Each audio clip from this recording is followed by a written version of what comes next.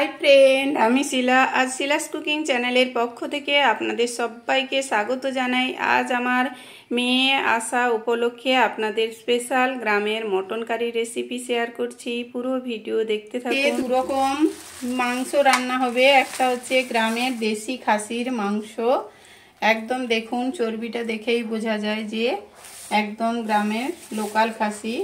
ता दिए होबे एकदम बड़ो बड़ो आलू दिए ग्रामेर मटन कारी झोल और चिकेनও এনেছি। चिकेनेर दई चिकेन बानाबो।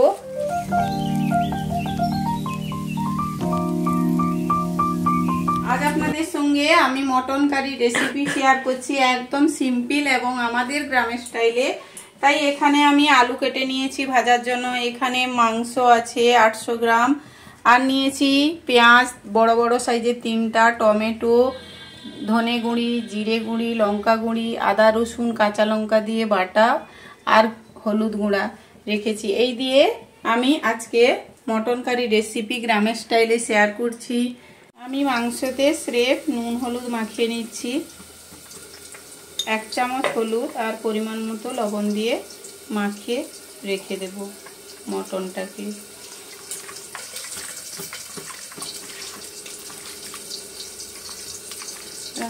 आलूटा भेजे नेब।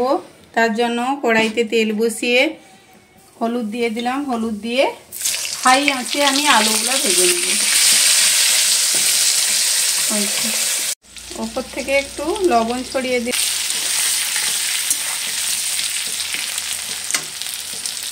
तेल आमी एखाने सरषेर तेल दिए दिएछि और दिচ্ছি गोटा गरम मसला, तेजपाता, एलाच, लौंग, दालचिनी।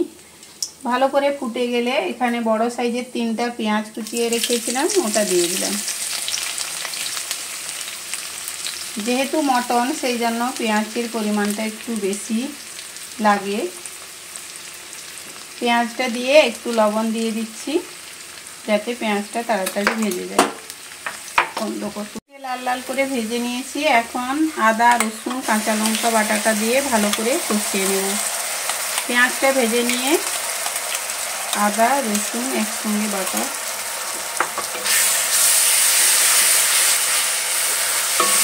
भालो आदा पेঁয়াজ रसुन सब ভালোভাবে ভাজা হয়ে গেছে। গুঁড়ি জিরের গুঁড়ি আর দিচ্ছি লঙ্কা গুঁড়ি পরিমাণ মতো দিয়ে ভালো করে কষিয়ে নিতে হবে। সমস্ত শুকনো মশলাগুলো আমি একসঙ্গে দিয়ে পরিমাণ মতো একটু জল দিয়ে কষিয়ে নেব। বন্ধ করো। দেখুন আর মশলাটা সুন্দর সেন্ট বেরিয়ে গেছে। এখন আমি মটনটা লবণ হলুদ মাখিয়ে রেখেছিলাম ওটা দিয়ে দিচ্ছি। চর্বিটা আমি পরে দেব তার জন্য আলাদা করে রেখে দিয়েছি। দিয়ে ভালো করে একটু কষিয়ে নেব।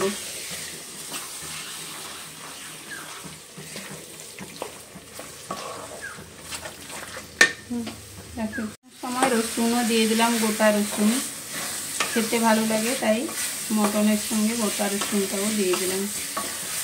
দিয়ে এখন মশলাটা ভালো করে কষিয়ে নেব।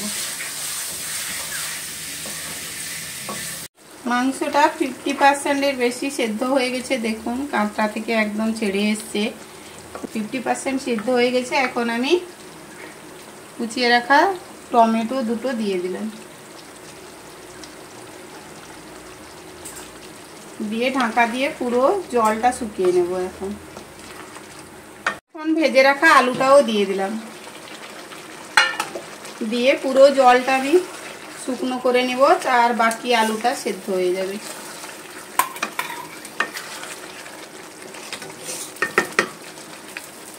এখন চর্বিগুলা দিয়ে দিচ্ছি। মাংসের যে জল ছেড়েছিল ওই জলটা আমি পুরো শুকিয়ে নিয়েছি। দেখুন এখন উষুম গরম ভালো করে কষানো হয়ে গেলে এখন একটা কুকারে সিটি লাগিয়ে নিব। আমার মেয়ে বলছে তাই আমি সব সময় কড়াইতেই কষিয়ে নিই, ভালো হয়। কিন্তু আজ একটু দশমীতে স্পেশাল খাওয়ার জন্য কুকারে একটা সিটি লাগিয়ে নেব। উষুম গরম জল দিয়ে ঝোলটা মাপ মতন জল করে নিয়ে নিলাম। আমি কুকারে একটা সিটি লাগিয়ে নিলাম। তারপর উপর থেকে যে আলুটা ভেজে রেখেছিলাম আর একটু মশলার মধ্যে কষিয়ে রেখেছিলাম ওটা দিয়ে দিলাম। আর উপর থেকে দিয়ে দিচ্ছি ধনেপাতা, গরম মশলা।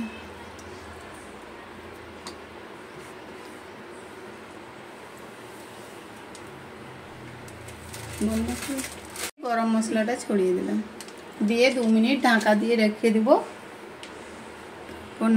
ভাত, সালাদ, পেঁয়াজ, লঙ্কা, আর হয়েছে কলমি শাকের ভাজা, আলু দিয়ে মটনের কারি, একদম গ্রামের স্টাইলে।